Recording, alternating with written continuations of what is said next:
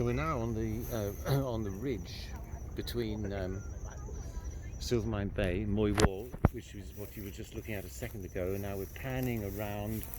We can see Cheung Chau, and then we pan around here. We can see Hong Kong. Oh, not yet. There's Cheung Chau. Okay. Mm-hmm.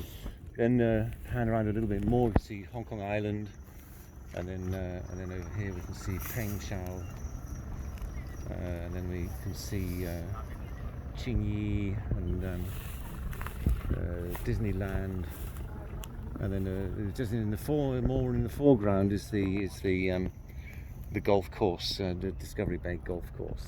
Down in the valley here is the Trappist Monastery. So we're going to walk down through this sort of hillside woodland habitat. You can see that we've got a mixture up here of scrub and grassland. And some woodland, some of which has been planted and some of which has come up by itself, or a bit of a mixture. If we come round here,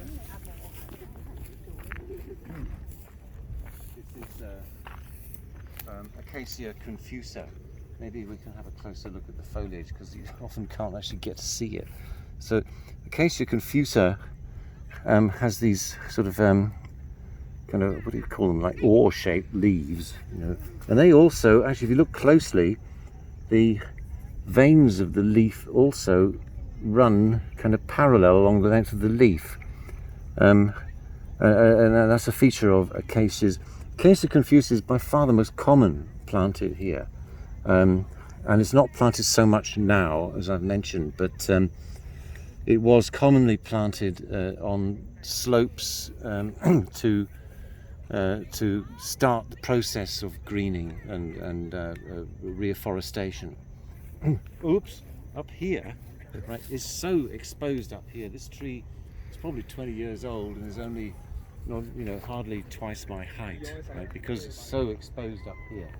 And if it's so exposed for Acacia confusa, which is an Australian desert tree, then how much more difficult is it going to be for other species? So this is one of the few species that can tolerate growing up here before the woodland gets established.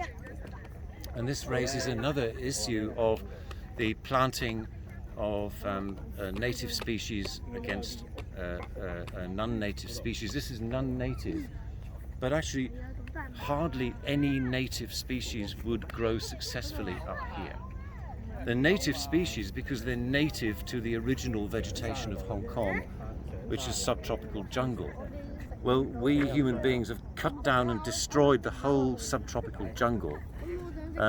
So guess what? The native trees are not adapted to grow in a desert. We've created a desert and then expect the native trees to grow in a desert, but they can't. So what we have done in this case is we've brought in trees from elsewhere that are actually adapted to growing in a desert. And then they can grow, they grow here. I mean, Acacia confusa is struggling up here, then almost nothing else will grow. And we've only got a few other Casuarina, you can see some Casuarina trees have also been planted up here. Casuarina and Acacia confusa, almost nothing else is actually able to grow up here. So I'm not so dogmatic about insisting on native species, actually.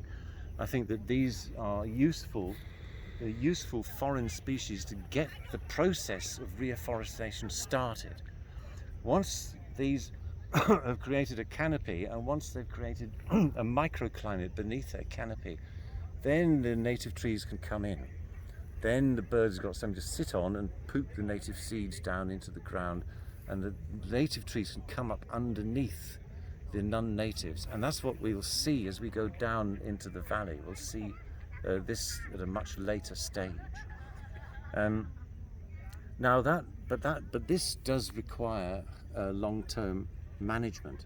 You need a management program in place to gradually, as the non-natives grow up, to selectively remove them to make way for the native trees to come up. And this is something that there should be a kind of forestry management in order to manage that process. But this never happens, and the government never has invested, or I don't think anybody's ever invested any effort into doing this. So it kind of happens naturally, if you like.